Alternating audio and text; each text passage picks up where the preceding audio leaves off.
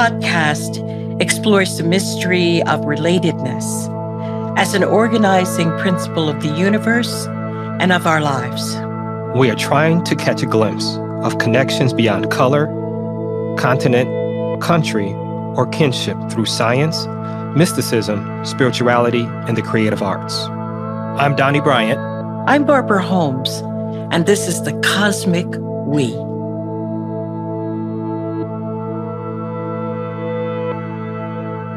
I'm going to take a moment to introduce our guest today, Belvie Rooks, and her partner, Baba Didan Gills. Let me tell you just a little bit about her life and her social activism. Belvie Rooks is co-founder of Growing a Global Heart with her late husband, Didan Gills. She's a writer, educator, producer, whose work weaves together the worlds of spirituality, feminism, ecology, and social justice. She served on several boards that reflect her commitment to justice seeking. She served as a core faculty member at Holy Names University Culture and Spirituality program. Belvie has published works that have appeared in many books and anthologies. And the most recent that we'll be talking about today is I Give You the Springtime of My Blushing Heart. Now, because their partnership continues, and because their lives are intertwined, I want to just give you a brief bio of her late husband, Didan Gills. He is co-founder of Growing a Global Heart. He is writer, poet, producer, environmental activist. He pioneered the idea of green recovery, a concept that combines stewardship and restoration of blighted urban areas. Didan was a mentor for rising generations, a motivator for people struggling in those urban environments, including the homeless, the drug addicted, and the incarcerated. Is there anything else you want the audience to know, Belvie, about you and your beloved partner? Well, thank you so much, Barbara. I have been looking forward to this because it's given me a chance to think deeply about my path and journey. And I realized that, meeting Dr. King, well, he actually was not Dr. King when I met him as a 15-year-old in 1958 in San Francisco. He was working on his doctorate. And I realized that there are just such important ways in which that was such a profound moment for me, which I didn't realize then.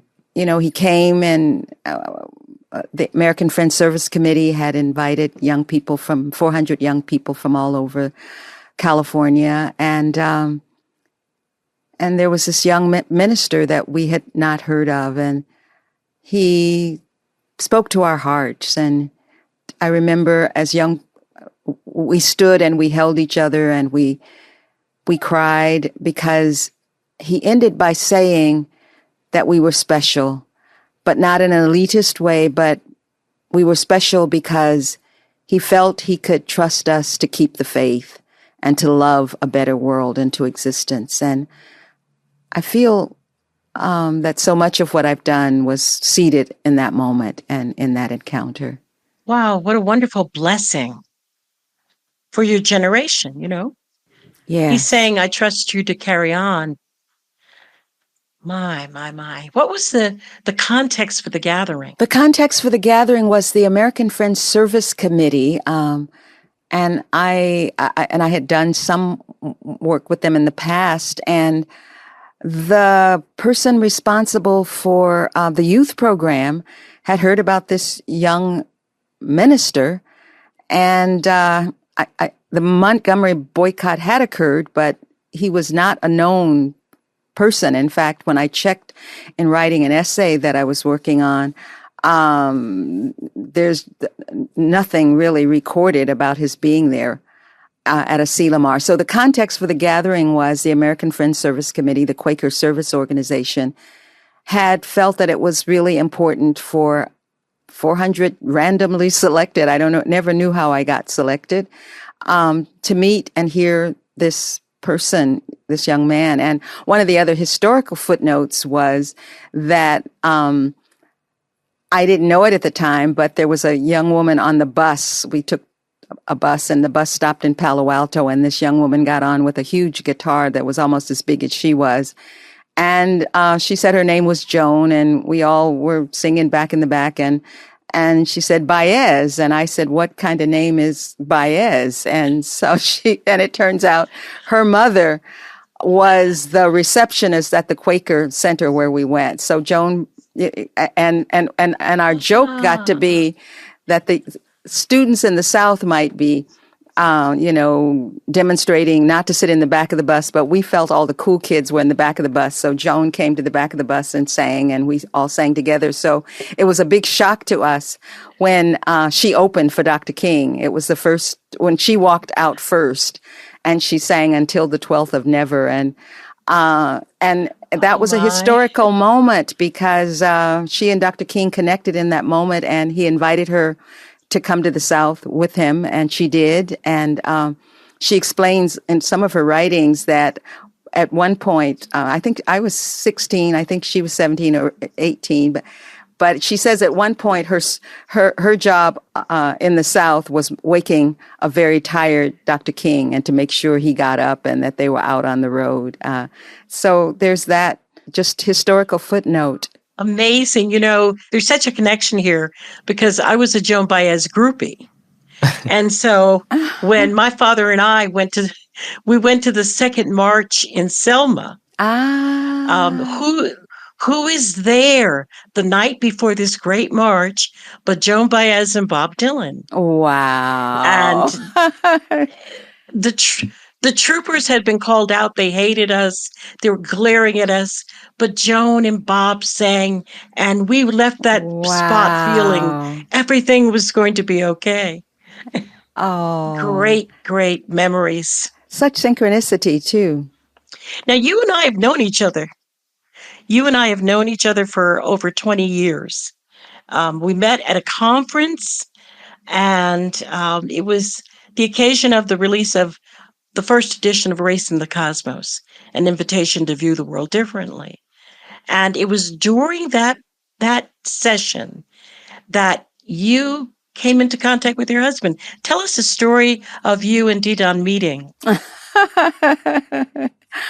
Actually, that's one of those magical. I think the ancestors and the angels often just guide us synchronistically, and so the synchronicity was, of course, Race in the Cosmos. You were. I was so excited to meet you, and you all, and it helped set up a radio program, and for you and Brian Swim, and then at the last minute, just you and Brian said, we think you should join us. And I said 3 people for our program is too many. And no, I'm not going to go. And there was something. And so I went out and lay in the sun. And at some point, there was no sun. And I looked up and there's this looming Brian Swim, who, is a mathematical cosmologist, said, we're not going. We insist that you come with us. And I ended up going, and I thought, well, okay, I'll just sit there and I'll not say anything. It was a Caroline Casey visionary activist show. And Brian said, Belvie's here. It's Belvie. Oh no, you have to join the show. And so I did reluctantly. Well, Didon had moved into the LA Eco Village and had, as he says, accidentally that night, the show aired in San Francisco at 2 p.m. and it aired in Los Angeles the following morning at 5 or so a.m. And he says he had accidentally left his radio on and I guess gotten up to go to the bathroom or something and came back and heard these voices and heard us talking about your book and Race in the Cosmos. And he had just moved into an intentional environmental community where he was one of the few, African Americans and was having a hard time struggling around race. And, these were committed people, but having challenging times. So the universe story, Race in the Cosmos, my work describing how I had gone to South Central, to work with a group of young people around expanding their vision beyond the block, because I was really interested, because at that time, Los Angeles had the highest rate of gang violence in the country and probably the world. And I had been inspired by reading Brian Swimme and Thomas Berry's book, The Universe Story. And it had introduced me to this cosmic vision.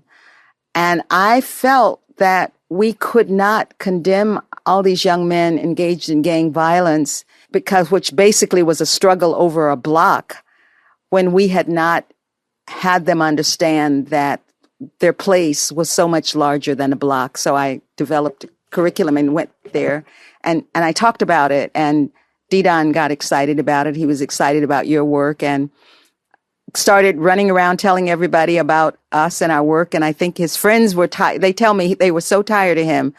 You know, you have to read this, you have to read that. He was going and reading everything. And then one day his ex-wife came to him and said, some of those people that you're so excited about will be meeting at the Bioneers Conference in a few months. And he said, well, yeah, that's okay. I'm not going to go. She said, yes, you are, because I've already bought tickets and we're all going. And so that I always just say, Barbara, that you and Brian on this radio program, I met the person of my heart mate through that magic. Yeah, magic of spirit. And you got married in Ghana in 2007. Tell us about that. Well, Didan we were, needless to say, and, we had college kids married, and we just knew too many people. We had too many grandchildren. So we just decided to elope. And we thought, forget this. We're happy. People are happy. We're out of here, because and I had traveled extensively in Africa during the anti-apartheid era. I was an anti-apartheid activist. I'd met with the liberation movement leaders in Zambia and had, gone to UN conferences around apartheid in Tanzania. So I had traveled extensively in Africa. Didan had never been. And I felt like this was such an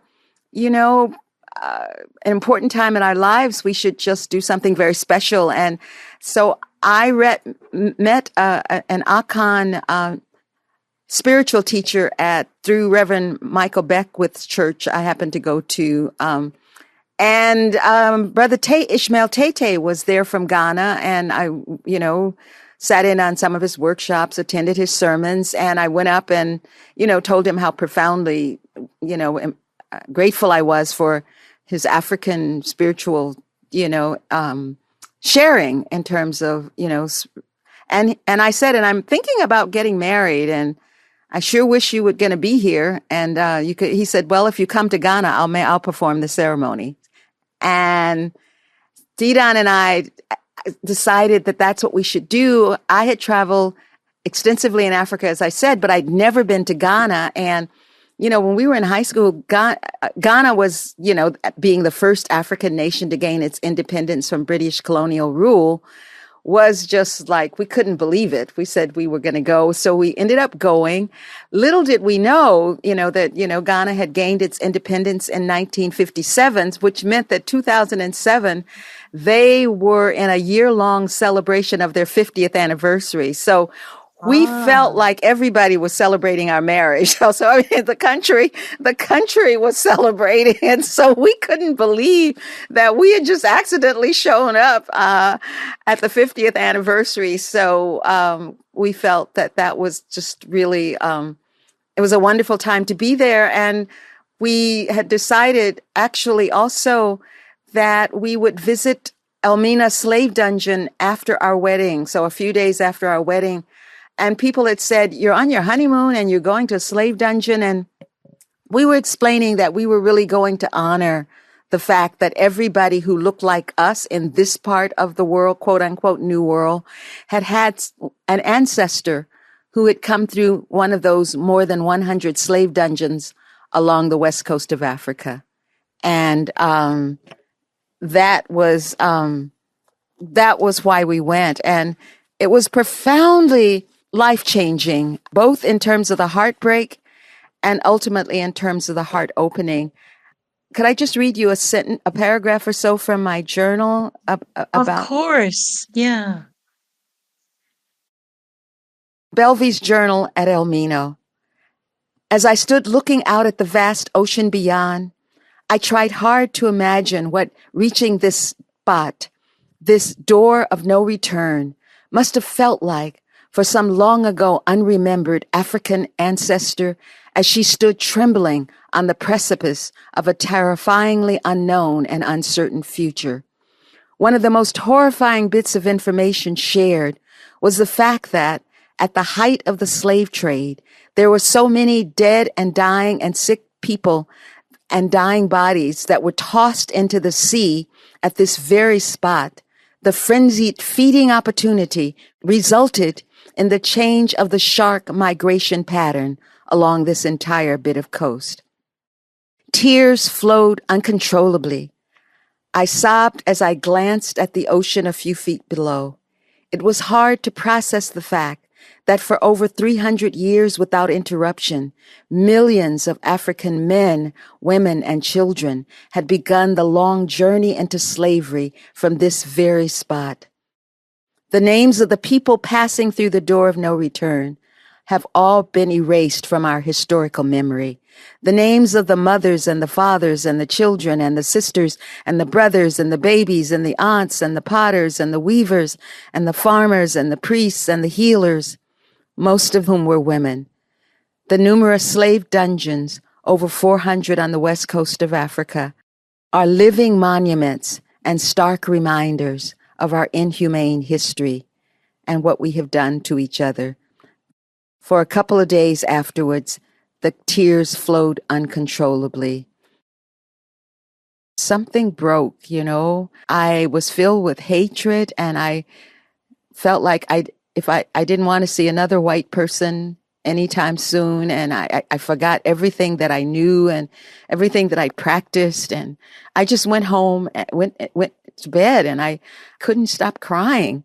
And part of what I was crying about was just, I had gone back afterwards and sat in the women's dungeon because I had heard and actually traveled up the back stairs of the governor's mansion, where every so often he had and the back stairs led into the women's courtyard at the dungeon, and he would have them, we were told that they would be brought out, and he would select a young woman to come up. And I just my heart broke, and I couldn't stop crying. And finally, Didan came to me and said, I know this is hard. It's been hard for me, but what is it that hurts so bad? And I told him that it was the erasure, that we knew the investors, we knew the name of the ships, we knew when it left, America, when it stopped in Jamaica. We knew everything except the people, and that it was just the wound of erasure. And he said, as you will recall, his question was, what would healing look like?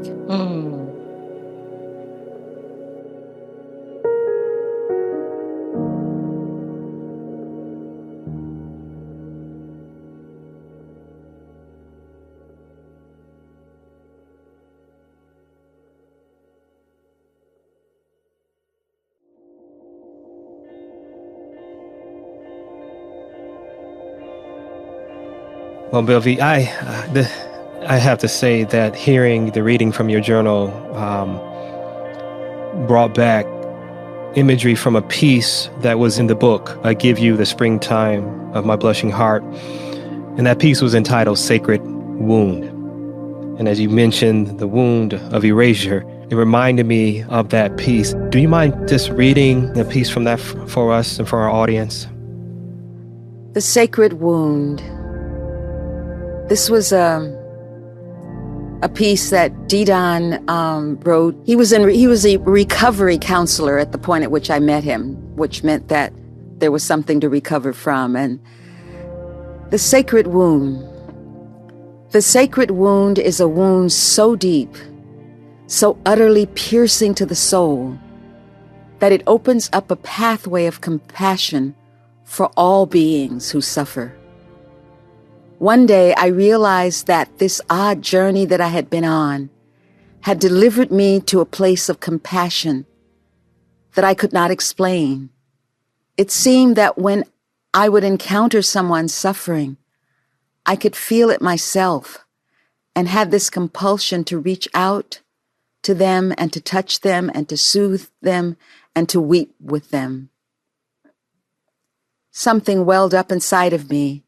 It was as if we shared the beat of a common heart. Remember Didon's question, what would healing look like? And basically, that's the question to our nation, to all people suffering trauma, suffering from just the malaise of society itself. What does healing look like for you now that Didon is in the realm of the ancestors? And what did you learn about grieving? Oh, Barbara, I think this has been, and it's been 5.5 years. It's so hard to even imagine because he's so present.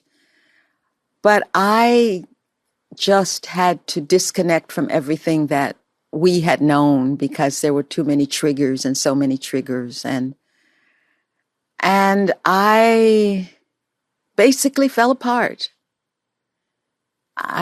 But now I realize I just surrendered to the love and the grief. And I went to Colorado and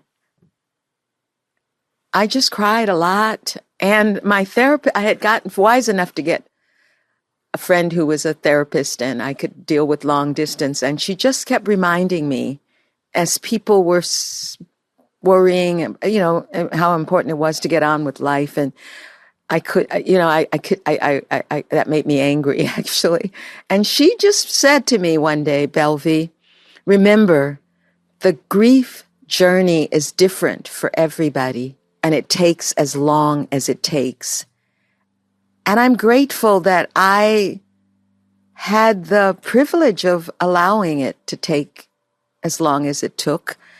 And I could really try to remember the love that we shared, but more importantly, he said as he was leaving Zen Hospice, and he said, look, we have planted a lot of seeds, and those seeds will need nurturing now more than ever. Just know that I would be there. And in the midst of my despair, I said, for somebody who had gone through recovery, who had made amends, whose word was impeccable, I said, what if I believed he was really here? What if I believed him when he said, just know and trust that I will be there? And it was at that point that I went back to what we had been working on, which was springtime. I went back to being in touch with all of the young people.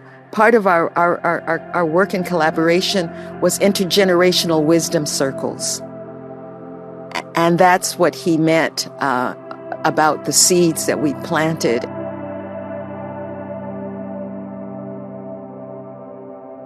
One of the things that has helped me that I've learned from you is the role of ritual in healing. And I think it's in your book that you say that, well, while you were in Ghana and while you were considering what healing would look like, it was recommended that you do a ritual of cleansing in the waters so that you do not walk with sorrow. Yes. Tell us a little bit about that ritual. Well, that was really very interesting because when Didon came to me with just so much love and what would healing look like? And, when you're in the pain, it was just like, what, healing? I was annoyed, actually. Here I am crying. But his question and the love planted a seed so that the next morning I remembered what the elders had said. I had not remembered it. So his planting that seed.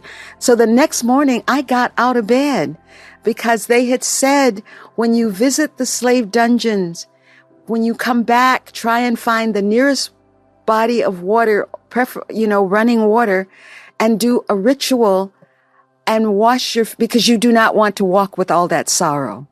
So I got out of bed and went down to the ocean, the Pacific, where a friend had gifted us for our honeymoon. And across the bay, I could see the slave dungeon. And the ritual, they said, had been to ritually wash my feet. And as I was ritually washing my feet, and Didon's question about what hurt so bad is that the people had been erased. As I was ritually washing my feet, I kept hearing in my mind, plant a tree, plant a tree, plant a tree. And then I realized that my friend Alice Walker had a poem called Torture, in which that's the refrain, plant a tree. But I thought it was a poem about sadness and heartbreak. When they torture your mother, plant a tree, is one of the lines. When they torture your father, plant a tree. When they torture your leaders and your brother, plant a tree. But it was in that moment of doing the ritual that I realized that I had been focusing on the death and the dying that preceded the plant a tree, but that the tree, that it was a poem of hope, because the very act of planting a tree meant a commitment to the future, because it took trees a long time to grow. But more importantly, the act of planting a tree on the day of our wedding in Accra, 400,000 Ghanaians in northern Ghana had been displaced by a flood. And that Bishop Tutu had pointed out that in Africa, catastrophic climate change looks like drought sometimes and looks like flooding the next. So I had just experienced, I thought it was Katrina when I looked at the newspaper the next morning after our wedding and saw all these Black people with things on their head and in the midst of this. So in that moment, I didn't connect all those dots then, but in that moment, I realized that planting a tree in the context of catastrophic climate change and what was happening to the planet was a way of ritually, and planting them ceremonially and ritually, was a way of breathing new life into all of these forgotten spirits and souls. That's the foundation of growing a global heart. Yes. Yes. Yes. And I'm always still quite amazed in the context of doing the ritual that the vision appeared. Oh, it always evokes something. Do you remember being at Haley Farm about 15 years ago? I do.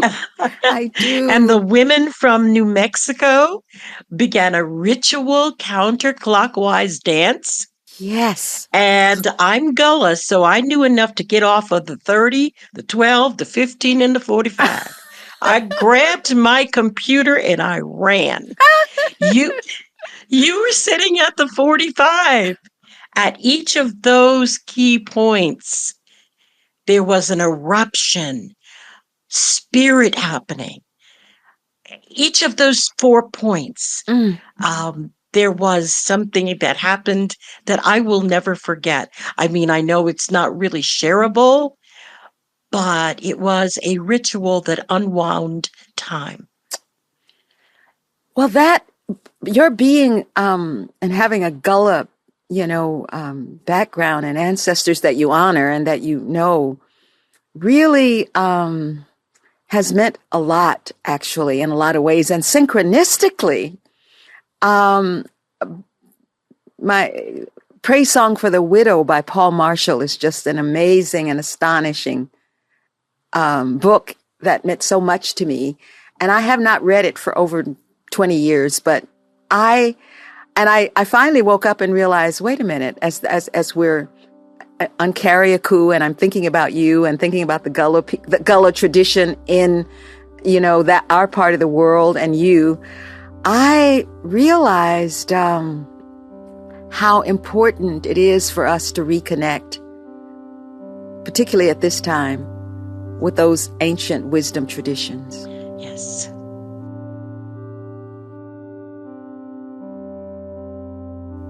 I have seen coming across my Facebook feed a lot of activity in California right now that you're involved in, saving the trees. Do you want to tell us a little bit about that? Yes, because part of what happened was this tree metaphor and trees that breathe for the whole, we saw it in a very, I realized growing a global heart, we were thinking about it. You have to allow the time for visions to express themselves, right? So the trees were there, the tree metaphor and breathing for the whole. And Didon wrote several, poems about the trees. And I realized that now I'm back. I didn't think I was going to be here back in California, back on this coast. I had left because it was so triggering.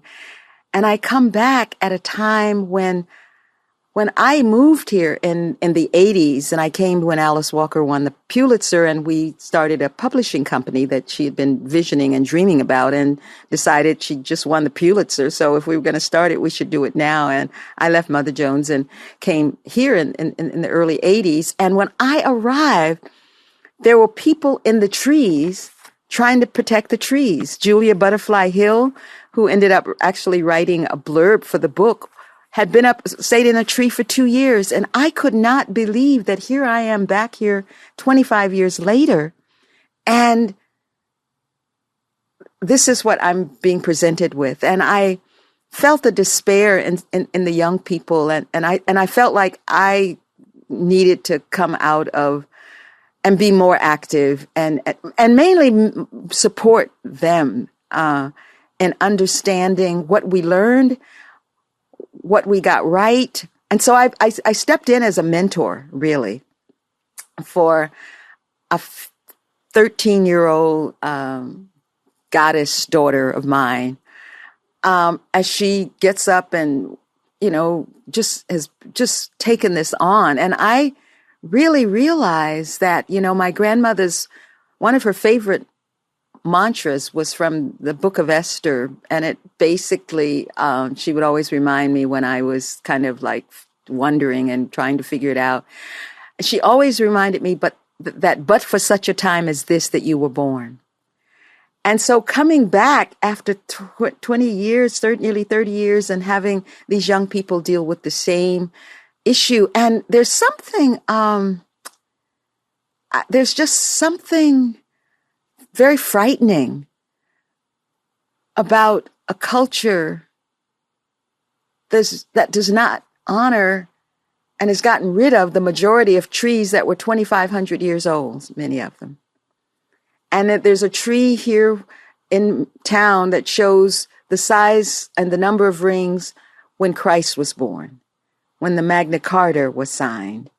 So yes, I really, really have just had to step up and be present for the planet, for the future, and for these young people whose futures are just being, who are being devastated by the prospect of what they're experiencing. And we're experiencing fires in California, and my grandson has his apartment flooded in New York. But it takes me back to our wedding day in Africa, in Ghana, being confronted with catastrophic climate change. And here we are 30 years later, 400,000 people displaced, people being displaced right now in Germany. A friend of mine said his family is from the region where there's flooding and they can't find 1,300 people have been lost. So I just feel that, but for such a time as this, that we're here. And as I say, think about Didon when he said, he would be there. And I've been thinking about my grandmother, and I so respect the Gullah people because of the emphasis on elders and history. But I thought, my grandmother, what if she, not just but for such a time as this that I was born, but for such a time as this that we were born here together. Yes. And I mean, we never realized this would happen, that we would age, but we are now.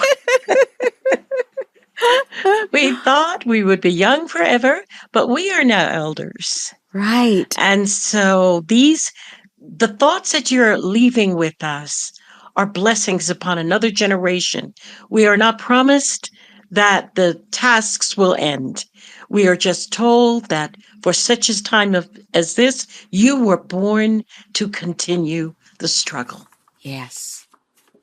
This is probably a good time to maybe reconnect with one of the pieces that I think was in the book, Springtime. I actually listened to it as an audiobook. And what was amazing about it is that to hear you read it and also to hear Danny Glover read it gave so much more texture and context to the work. And there was a piece, as you alluded to earlier, to a cosmic connection, and you alluded to the influence of our ancestors. But there's a piece in there early in the book called The Big Picture. And I wanted to give you an opportunity to maybe even read a piece from that book, because that book really stood out to me. It gave a different perspective. It invited us to reimagine, if you will, what life looks like. It allowed us to reimagine what grief looks like. And it puts us dead in the center and diametrically opposes various aspects of life. And I just wanted to see if you could read a little bit about that piece for us and invite us to be able to experience that for this moment. This was a piece that really, I ended up doing a lot of editing of Didon's, and he only had a couple of things published while he was alive. And but this one he really sat with, and I saw it in various incarnations. I so love this piece. And it's called I Am. I am old and wise as the night. I am as beautiful as a bird in flight. I am the moon and the sea. I am the robin and the bee. I am the soil and I am the tree. I'm the lion and the gazelle. I am heaven and I am hell. I am the ring and I am the bell. I'm the joy and I am the tear. I am the brave and I am the fear.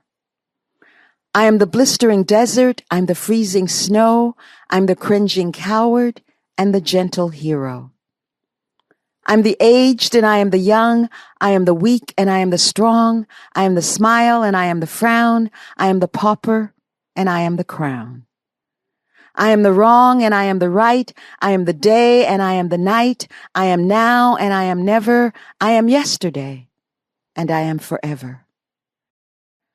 I am the bitter and I am the sweet. I live on the hill and I live on the street. I am the top and I am the bottom. I am Martin, Hitler, Gandhi, and Sodom. I am red, black, yellow, brown, and white. I love, hate, laugh, cry, and fight. All the universe is reflected in me. I am all that ever was and ever will be. When I lose, it's the lesson that I win. Judging others is my sin. Wow. And thank you. And thank you for asking, because this is special in another kind of way, because he kept not letting it go. And finally he brought it to me and, he asked me to read it. And I said to him, well, what you're saying is that you are all the universe and it's reflected in you. And you haven't really explicitly said that. And so I feel, so I contributed all the universe is reflected in me based on that conversation. Wow, very profound. You're very profound. I just want to say thank you because, and I know this may be a little out of order, but I wanted to give my response and I got pretty emotional as you were talking about grief in your process of healing. And I recently experienced a loss within the last year, experienced a divorce.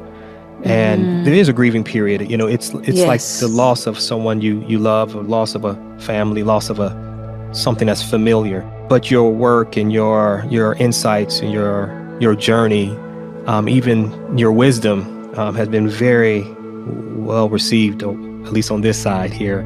And I say thank you to that. In the Marvel Comics world, there's a Marvel series entitled WandaVision. Vision is a Marvel character who is actually not human, But and so, but in season, and I hope this is a spoiler alert, but in season 1, I believe episode 8, there's a moment in episode 8 where Vision is sitting down with his soon-to-be wife Wanda, and she was grieving over the loss of her brother. And Vision was having a hard time processing, the pain. And he says something that is so profound. And he says, I really don't know grief because I've never had anyone to love. I've never loved anyone. And he said, what is grief except love, or love that perseveres?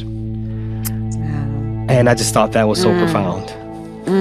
Oh, I'm sitting here just kind of very moved. Thank you for that. That's the story of you and Didon. A love that perseveres. Thank you, Belvie. I love you. I love your work. Thank you for blessing us with your presence today.